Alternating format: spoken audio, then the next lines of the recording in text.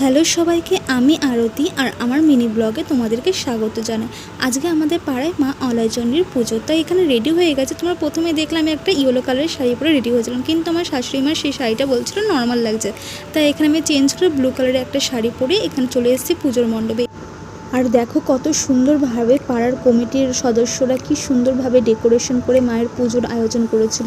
আর সবাই বলে এখানে মনস্কামনা পূরণ হলে সবাই এখানে বাতাসা ছড়ে, তাই এখানে অনেকেই বাতাসা ছুটছিল। বিয়ের পর প্রথম আমি এই পুজো দেখছি। পাড়ার কাকিমা জেঠিমা সবাই মিলে এই পুজোর আয়োজন করে বেশ ভালোই লাগছিলো এখানে বসে। আর এই যে আমি আর এখানে সবাই পুষ্পাঞ্জলি দিচ্ছিল যারা যারা উপোস ছিল। মায়ের কাছে এটাই প্রার্থনা করি, মা যেন সবাইকে ভালো রাখুক, সবার মনস্কামনা পূরণ করুক, সবার মঙ্গল করুক।